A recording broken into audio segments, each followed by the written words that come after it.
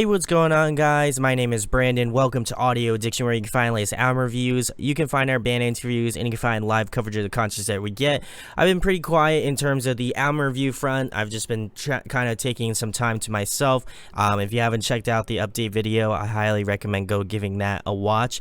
But I've been posting a lot of interviews as of recently, so if you are interested in those as well too, go check them out. But the albums that I have currently on my list are Novelist's newest record and Savage Hand's newest record. Those are both coming out next week and at the end of the year respectively. So those are two that I'm really excited to review. If you have any other ones, drop them below. I'd like to go give them a listen. But tonight we're going to be talking about Earthshatter's newest EP, 1135.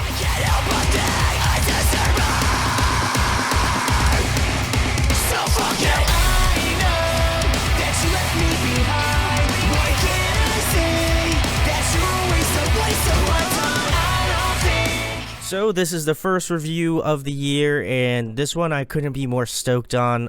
This band features members of The Parallel, as well as members of the Afterimage / Brand of Sacrifice. If you're familiar with any of those bands, or if you aren't familiar with any of those bands, go give this a listen, and go give them both a listen. Mostly Brand of Sacrifice, because I know that they are still currently a band and they're doing stuff, and then The Parallel, major homies of Audio Addiction, so I gotta give them some love as well. But I was really curious to see how this band was gonna work out. I do like Brand of Sacrifice as well, but I've always liked what the Afterimage was, and so I know that this one is not as technical, but I know it features members of that band, and so there's definitely some bleed into what they do here. But I'm going to go through each track, give you my thoughts and opinions on it, go through some pros and cons, and then finish it out with an overall rating. So the first track is called O'Connor Drive. This one feels very much like an intro. I think it's very comparable to a lot of what Issues does in some of their older work, when they have like Lo-File do some of his like beats over top. It has a very kind of electronic, kind of nu metal influence, which is definitely really cool, and I think that a lot of their songs have a lot of nu metal influence to them as well, so I feel like that kind of sets up how the rest of the record's going to go. I also really love how it kind of leads into their first single and the second song of the record, which is Ghost Orchid. This one, I believe, was the first single that they had released on this record, and I just dig it so much. I love that sort of drum and bass intro that leads into some really there's a group vocal part, as well as just the nasty riffs. Like, they really have locked it down on this record with some of these riffs. It's just super tight. Some of the nastiest riffing I've heard actually in a good bit of time. So kudos to you guys. I've always really liked Kyle's screaming. I think he's really just a really underrated screamer in the scene. He's really got these interesting high screams, and then his lows, he's got some nasty lows, and so the combination of those two things, and just kind of how they blend a lot of those sorts of moments throughout a lot of the songs off this record, is really tight. Definitely his best, I think, screaming in a very long time. I like I said, I really enjoy Brand of Sacrifice, but this just feels like his home. Like, it's just something about his screaming in a lot of these tracks. I would say more specifically Ghost Orchid that I'm talking about now. But this one is really interesting. I think that this one feels more traditional to metalcore, and kind of like that new metalcore vibe. The chorus is really solid. I think it offers a really interesting contrast to the really heavy, more brutal screaming going on in this track. Like I had mentioned, there's some definitely elements of nu metal / new metalcore. I think this is a really powerful first track, really to cement how they sound and how the rest of the record will go. If you enjoy this track, I feel like you will definitely enjoy if not all of the entire or rest of the EP. So we're gonna move it into track number 3, which is w.t.m. I'm sure this is an acronym for something that I am not familiar with, but this was the second most recent single, and I love the usage of dissonant chordage in this track. I think their guitar players are both really solid. I think a lot of the riffs on this record are just really solid, as I had mentioned earlier in Ghost Orchid. But there's a defined groove in this track that I think really just sets the tone for this song in particular. I think the chorus is absolutely buttery. I think Kyle has some of probably his best cleans that I've heard in a very long time on this track. Really has almost a very like Issues-esque feel to it. It's very poppy, it's very melodic, it's got this really great vibe to it, and it's super catchy. Like a lot of these like vocal hooks were just, as soon as I listened to the track the first time, I was just hooked on it. It just really, just the way that the melodies work. I think some of like the dubbing of the like higher register in some of these tracks were just really well orchestrated, and you can tell they spent like a lot of time kind of arranging those things. The second chorus is probably my favorite one because it just goes into this like back-breaking breakdown at around the 1 minute and 40-second mark to around the end of the song, and just the transition from kind of that like super, again, poppy chorus to just brutal breakdowns, I think was really solid. And they just do the transition so well, and some of it is just like so cut, like where they like will go from that poppy chorus to just a breakdown, and it just so aggressive and just so out of the blue that I think it works. And again, I've listened to these songs more times than I'm probably willing to admit, but just really, again, really solid work. So we're gonna move into track number 4, which is Spit.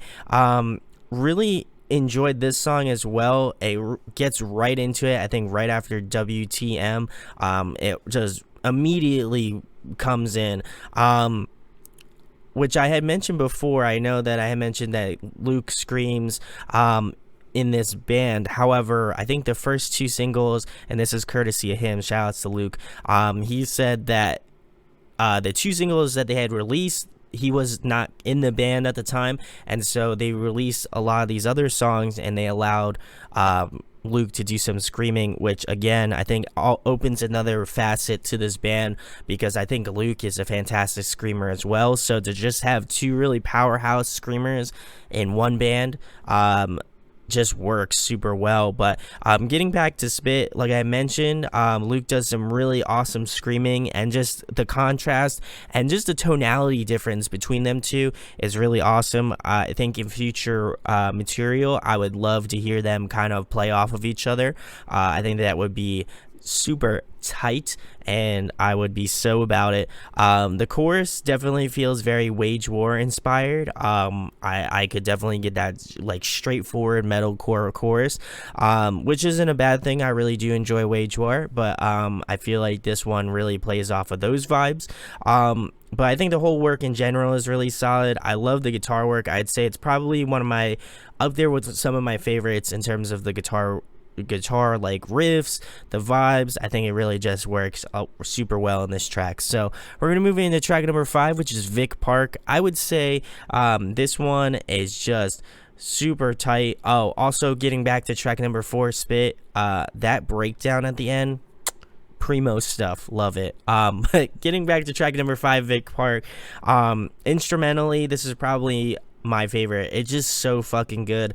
I love that this one probably feels the most cohesive out of all of the songs off the record, and is one that even if I only heard this track, I would be so about this band. But this one really got me. The chorus sounds phenomenal. The heavy riffing throughout the verses and like the bridge and stuff, just super well executed. But I would say even more so than w.t.m, I think this one has the best chorus off the record. It's just so catchy. It almost has a like earworm quality to it, where like you will not forget this chorus. And again, really borrows from that sort of Issues kind of like poppy, like very R&B kind of soul-esque thing. I think Kyle really does his best Tyler Carter like runs and stuff. just super well done, and I think that just the screaming from both Luke and Kyle is super well done. And again, I love the balance between those really heavy moments and those really melodic moments. I think they really pair well with what they're doing, and it really shows how, I guess, work these tracks are, to the point where you're just like, holy shit, like, how is this not like more popular than how it is? There's just this moments of like heaviness that you're just like, I want to punch a hole through a wall, and then there's parts where you're just like, I want to sing along in that chorus. So they found a really great balance between those two things, and it's probably the reason why I enjoy this song the most. So we're gonna move into track number 6, which is 1135, the title track of the EP. And this one feels the most nu metal influenced. I would say, you know, Kyle does his best rapping on this track, which is very interesting. I think he does a great job at kind of, you know, formulating a lot of the vocal lines in this track. Even though I will say I'm particularly not the biggest nu metal fan. I'm not saying that they're bad. I just feel like it's not in my lane to kind of critique something like that. But I think overall, I think it really works. It's definitely heavy. I would say that the breakdown is probably one of the best on the record. The drop on this one, oof, you'll be feeling it. I had to go change my pants before I did this review, so that's courtesy of Luke. So shout outs to you, Luke. Thank you for telling me that I would have to go change my pants later, but that's an inside joke. I did not, I would not go do that. I mean, I guess I would. I don't know what I'm trying to get at with this, but basically, that drop may or may not have pants after that drop happens. So, just a forewarning of that. And the breakdown starts at around the 2 minutes and 5 second mark and goes to the end of the track. But, I would say the most interesting track, which is the last track, track number 7, Cheat Code. This one, let me just say flat out, you know, I'm a big nerd here on Audio Addiction, so when they dropped that Nintendo / F-Zero like intro piece, you know, your boy was happy. Like, I was so stoked on that if that was just the one thing about that track that I enjoyed, or one of the many things that I enjoyed about that track, is definitely that. But I will say, this one is balls deep heavy. Like, it is wild how heavy this track is. I don't even want to know what tuning they are in. That's how I feel like how heavy this is. So it's not, I would say it's not anything like just crazy. It's just heavy. Like, so if you want a heavy track, this is the one to listen to, because it's a great closer track. Not, like I said, nothing too out of the ordinary if you like the rest of the record, but I'm just going to tell you, if this was the first track you listened to, boy, you're in for a treat. So some pros and cons I have about this record. Pros, it is heavy. It is just, it's like a 16-ton truck, my dude. It is heavy. It's also very melodic too. I loved a lot of the choruses on this record. I don't think there was one that I didn't like. I think Vic Park and w.t.m are probably my two favorites in terms of chorus structure. They're the most catchy. They're the most like memorable. And they have the best hooks, but I think all of them have their merit, so I don't want to feel like I want to single out two of my favorites, but I would say those two. And just overall good metalcore. I think it really brings a lot of elements of like hardcore, metalcore, nu metal. So I think there's a lot of things for everybody, and I know that this channel is primarily those things, and if you come to this channel and you enjoy those things, check out this record. Really a good one to go listen to. I'm excited that this one was my first one to do for this year, and I really don't have any cons about it. I think the only thing that I really have maybe a gripe about would be more Luke. I'd love some more Luke screaming. I think that would be very cool, and just the way that they would be able to integrate that, I think would be very interesting.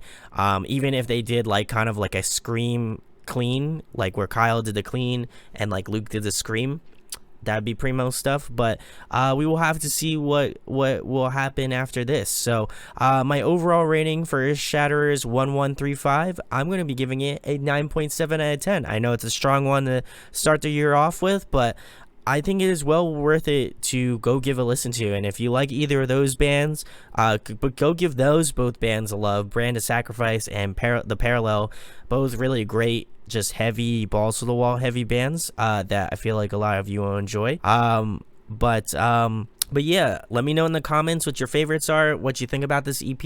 If you agree with me, if you disagree, I'd love to know your thoughts on it.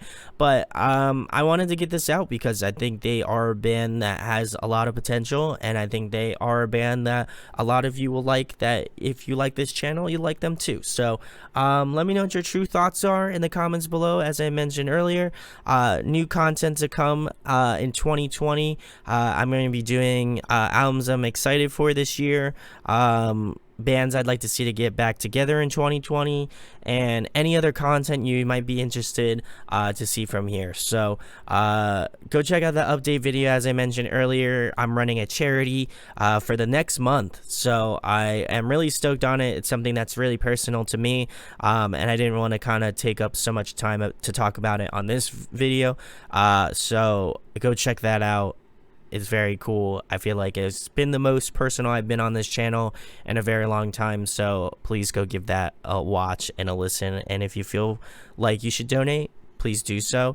And if you enjoyed this review, share it, like it, subscribe. It goes a super long way. And thank you guys for all the blessings in 2019.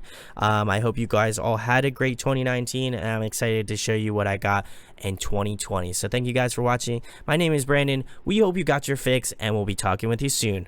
Peace. Hey guys, hope you enjoyed the video. Thanks for watching. Of course, if you enjoy what we do, make sure to go check out the other series we do. We do album reviews, we do band interviews, and we do live videos, so definitely go check that out. Hit that subscribe button. It really helps out our channel, helps us grow. Make sure to hit that like button as well. Go follow us on social media. That's all down below. We try to keep that as updated as possible. We also made a new website where we'll be posting photos of upcoming concerts and stuff like that, which you can go check out at audioaddictionmedia.com, and come get your fix with us, guys. Talk to you later. Deuces.